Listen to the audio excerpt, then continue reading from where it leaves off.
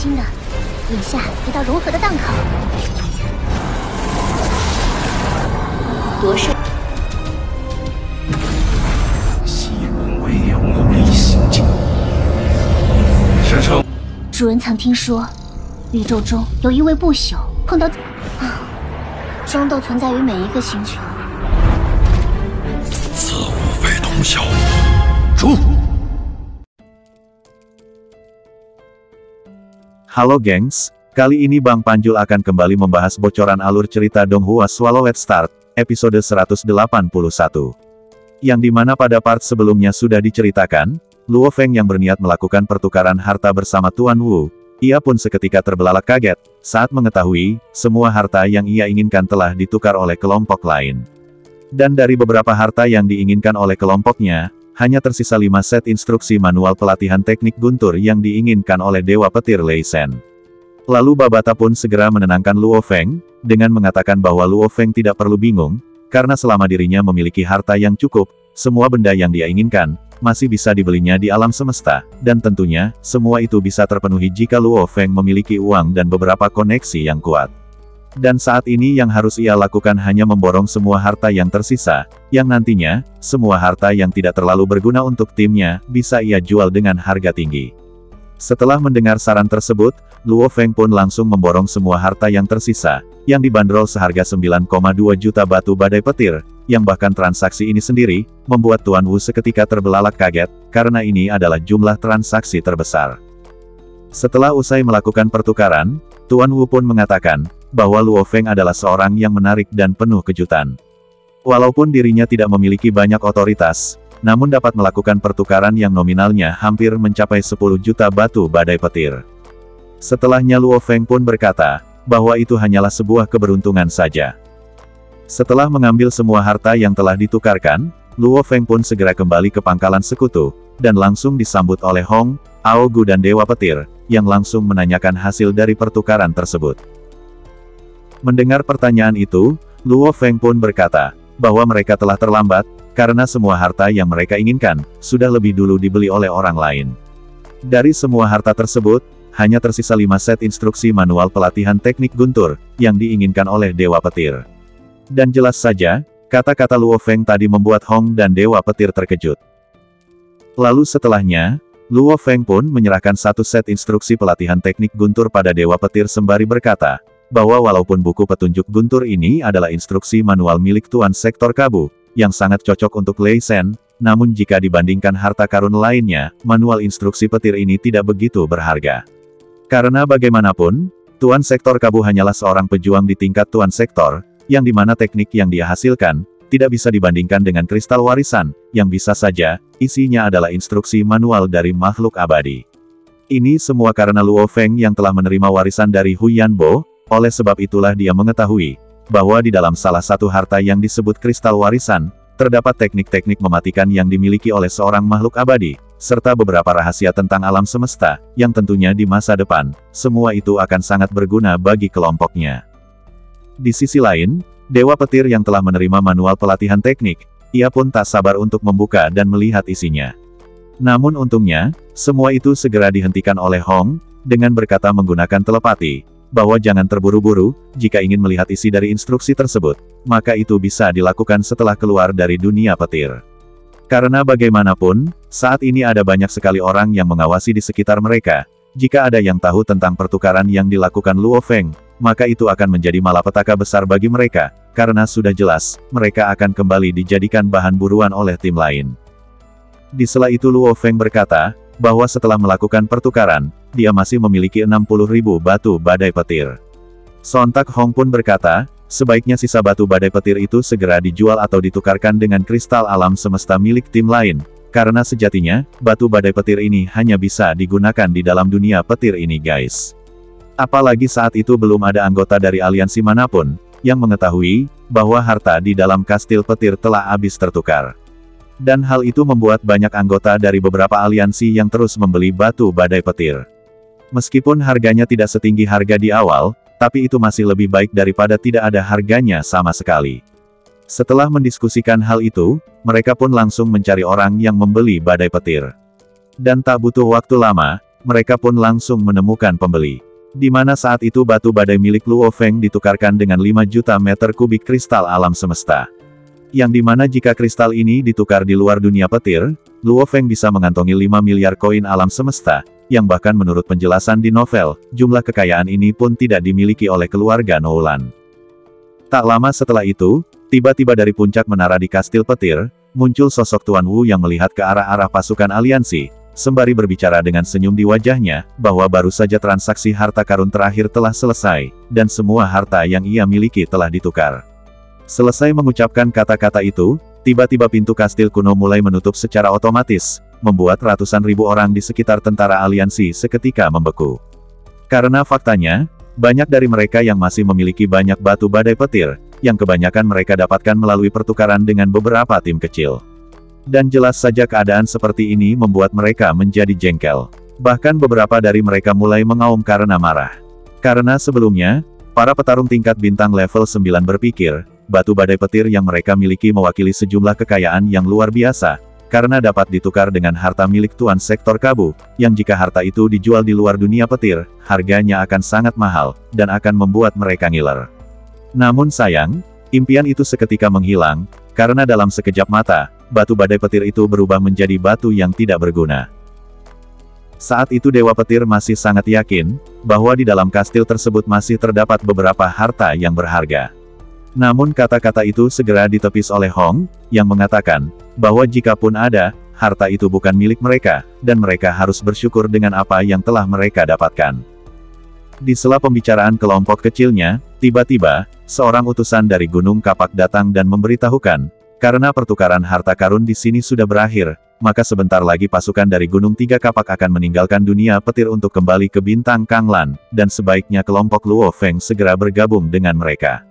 Karena meskipun membunuh orang dilarang di aliansi, begitu kita pergi, setiap pasukan tidak lagi terikat di bawah aturan aliansi, jadi pertempuran masih bisa terjadi dalam perjalanan pulang, jadi mereka harus berhati-hati dan jangan pernah memisahkan diri dari kelompok utama, ucap si pembawa pesan. Sedikit penjelasan tambahan, dibuatnya aturan dilarang membunuh dalam aliansi bertujuan agar setiap pasukan dapat dengan aman menukar harta karun. Tapi bagaimanapun, dalam sesi pertukaran itu, ada kelompok yang diuntungkan, ada pula dirugikan karena tidak dapat menukar harta karun. Lalu setelah waktu pertukaran selesai dan setiap organisasi kembali ke base masing-masing, beberapa regu telah bekerja sama untuk mencuri harta dari regu lain, dan hal ini masih akan terus berlanjut hingga mereka tiba di planet bintang Kanglan. Saat itu, Luo Feng yang tergabung dalam kelompok Gunung Tiga Kapak, ia pun berkata, bahwa selama mereka berada dalam kelompok Gunung Tiga Kapak yang memiliki hampir 80.000 prajurit serta 2 pejuang tingkat semesta, tidak ada hal yang harus mereka takutkan, karena kelompok bodoh mana yang berani menyinggung 2 pejuang tingkat semesta yang merupakan bawahan Tuan Mingyu. Saat itu Dewa Petir pun berkata, bahwa dengan jumlah dan identitas kelompok kecilnya, maka akan lebih aman jika mereka berada pada barisan belakang. Karena bagaimanapun, kekuatan mereka yang hanya berjumlah 4 orang itu masih terlalu lemah. Ditambah lagi mereka yang tidak terbiasa dengan taktik dan formasi dari anggota Gunung Tiga Kapak, sudah pasti akan menghalangi ketika ada perintah yang datang secara tiba-tiba, ataupun perubahan formasi. Mendengar saran itu, Luo Feng pun mengangguk setuju. Singkat waktu, beberapa kelompok regu pun mulai terbang meninggalkan wilayah tengah. Mulai dari kelompok Kastil Naga Utara, Gunung Tiga Kapak, serta beberapa kelompok lain, yang mulai terbang memenuhi langit dunia petir. Saat itu tampak Luo Feng dan timnya yang terbang berbaur bersama kelompok utama Gunung Tiga Kapak, yang terdiri dari hampir 80.000 orang, melebihi jumlah tentara milik Kastil Naga Utara, membuat pemandangan langit seketika berubah, seolah-olah para prajurit itu adalah awan besi yang menutupi langit, membuat seluruh dataran menjadi hitam, sebelum berubah menjadi cahaya yang tak terhitung jumlahnya, yang melesat jauh. Di sisi lain, tepatnya di basis utama tentara bayaran alam semesta, yang lokasinya tak jauh dari pintu keluar dunia petir, yang dengan cepat telah menjadi titik pusat pertemuan, dengan banyaknya pejuang kuat yang mulai berdatangan, untuk menunggu pasukan mereka yang sebentar lagi akan keluar dari dunia petir. Saat itu, di aula besar dalam sebuah gedung yang merupakan basis para tentara bayaran alam semesta, tampak 2 orang yang duduk di kursi saling berhadapan. Salah satunya memiliki penampilan tampan hampir seperti dewa, dengan mata seperti kilat yang menyelimuti dunia, yang merupakan seorang pejuang tuan sektor yang bernama Jiang Tianchen dari Gunung Tiga Kapak, dengan simbol petir di dahinya. Di sisi lain, ada seorang lelaki tua botak dengan hidung bengkok, serta matanya yang aneh, yang juga merupakan tuan sektor dari Tanah Suci Gunung Naga Hitam, dengan simbol es di dahinya, yang diketahui bernama Hargei. Dan tidak lain, lelaki tua dan botak ini adalah kakeknya si Brolin guys. Dan kedua pejuang ini termasuk dalam puncak keberadaan tuan sektor di bidang bintang Gunung Naga Hitam. Saat itu, meskipun keduanya tidak melepaskan kekuatan apapun, namun seluruh aula besar benar-benar terpengaruh di bawah tekanan energi guntur dan pengaruh energi es. Saat itu Hargei berkata, Jiang Tianchen, aku hanya bisa menyetujui 6 syarat yang kau berikan, ucap Hargei, dengan suara parau dan penuh tekanan, seolah-olah dua pisau yang saling bergesekan. Setelah itu Jiang Tianchen berkata, bahwa dari 9 syarat, tidak boleh berkurang satu pun. Jika Anda setuju, saya akan memberikan kata sandi bola kristal warisan terakhir kepada Anda, ucap Jiang Tianchen, sembari menggelengkan kepala. Dan jelas keadaan yang tidak menguntungkan itu membuat Hargei tidak bisa menyembunyikan amarahnya.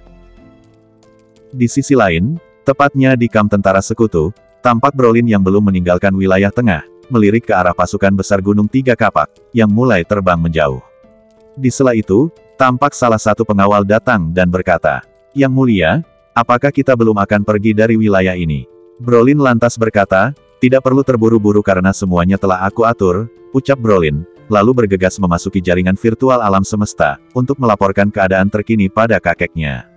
Setelah memasuki ruang virtual alam semesta, Brolin pun berkata, Kakek, semua pasukan Gunung Tiga Kapak telah meninggalkan kamp sekutu, jadi kita bisa segera memulai perang, haruskah aku bertindak sekarang? Tanya Brolin. Ya segera lakukan, bunuh semua orang yang berani menyinggung Tanah Suci Gunung Naga Hitam. Bunuh semua orang-orang terkemuka mereka dan curi komputer AI mereka, dan periksa, apakah di dalamnya terdapat kode sandi bola kristal warisan. Karena sejak memperoleh kode sandi dari Kastil Petir, mereka pasti akan menyimpannya di komputer AI, dan mentransfernya dan menginformasikan pada Jiang Tianchen melalui ruang virtual. Mendengar perintah itu, Brolin pun mengangguk, lalu keluar dari ruang virtual, dan langsung memerintahkan 60.000 prajuritnya untuk segera berangkat.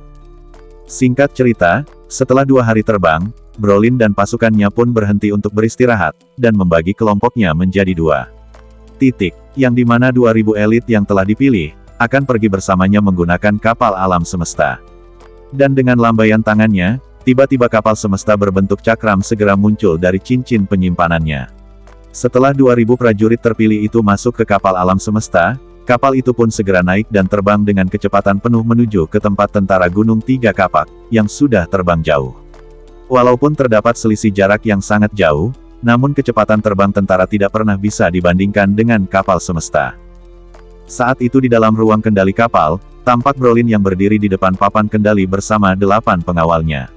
Saat itu, salah satu pengawal melaporkan, bahwa saat ini jarak antara mereka dan pasukan Gunung Tiga Kapak sekitar 120.000 km, dan hitungan mundur pun langsung dimulai. Yang dengan cepat, kapal alam semesta itu terus mempersempit jarak, yang terus dilaporkan melalui papan kendali.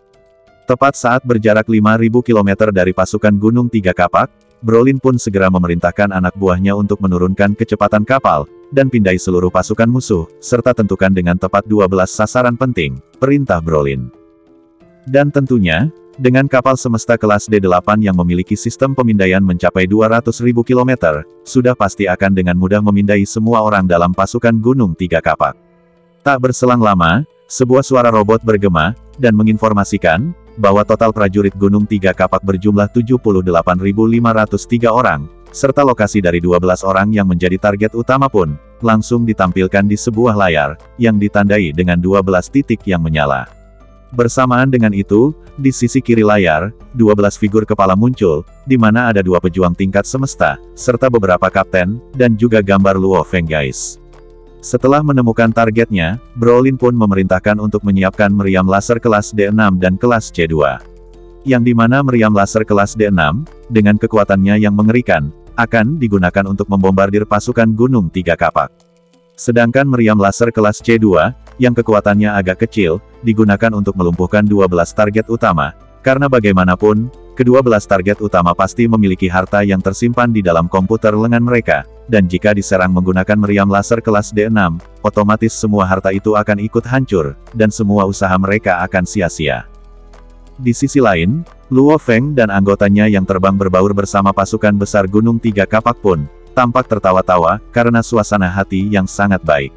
Saat itu Dewa Petir berkata, bahwa kali ini mereka telah sukses besar, yang bahkan selama periode pelatihan sampai mencapai tingkatan Tuan Domain pun mereka tidak akan pernah kekurangan uang.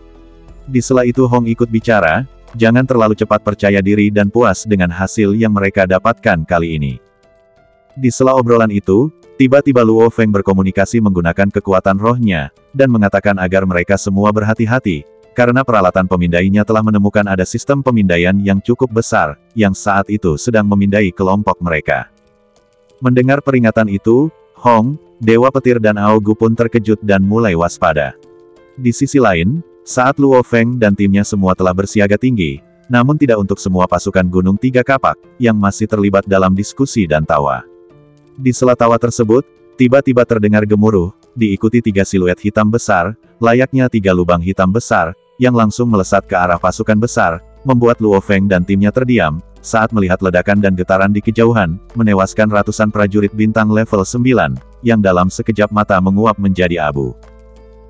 Riak yang terlihat dari ledakan tersebar ke segala arah, menyapu sisa pasukan, dengan banyaknya jumlah prajurit yang terbunuh, membuat darah segar menyembur dari baju besi dan helm mereka. Serangan pertama, tanpa suara atau jejak telah membunuh semua orang dalam radius 100 meter, dengan gemuruh besar yang mengikutinya, menyebabkan sejumlah besar penjelajah menderita akibat efek ledakan. Tak berselang lama setelah serangan pertama, tiba-tiba muncul serangan kedua, yang langsung ditargetkan ke arah Luo Feng, dan 11 kapten utama pasukan Gunung Tiga Kapak, yang 2 diantaranya telah berada di tingkat semesta. Karena lesatan meriam laser yang begitu cepat, membuat Luo Feng tak bisa menghindarinya, dan hanya bisa membuka mata lebar-lebar, saat tembakan itu menghantam kepalanya. Dan dalam sekejap mata, 12 berkas cahaya turun dari langit, menyerang 12 orang dalam pasukan Gunung Tiga Kapak, termasuk 2 prajurit tingkat semesta dan kepala kapten lainnya, bahkan Luo Feng, membuat mereka seketika terjatuh. Melihat hal itu, Hong, Dewa Petir dan Aogu terbangun dari keterkejutan, saat melihat Luo Feng yang jatuh karena tembakan senjata laser kelas C2, namun untungnya, tembakan itu tak sampai membunuh sang MC kita, dan hal ini disebabkan oleh inti kehidupan Luo Feng, yang telah disimpan di dalam dunia internalnya. Sedangkan 11 orang lain dari Gunung Tiga Kapak, termasuk 2 tingkat semesta semuanya telah terbunuh. Menyadari hal itu Babata pun berkata, Luo Feng kamu beruntung karena diselamatkan oleh kekokohan armor kontak awan milikmu, ucap Babata bergema dalam kesadaran Luo Feng. Mendengar bahwa Bendi dan salah satu pejuang tingkat semesta lain telah mati akibat serangan tadi, Luo Feng pun segera bangun dan melihat ke sekeliling. Di sela itu, tiba-tiba kembali terdengar gemuruh, diikuti munculnya sebuah kapal alam semesta yang melayang di udara. Saat pintu palka terbuka, seketika sejumlah besar prajurit keluar dari kapal tersebut, dan melesat seperti angin kencang, disertai pancaran laser yang terus ditembakkan. Dan itulah guys, ending dari cerita Swallowed Start, episode 181. Akhir kata, sampai jumpa di bocoran Donghua lainnya.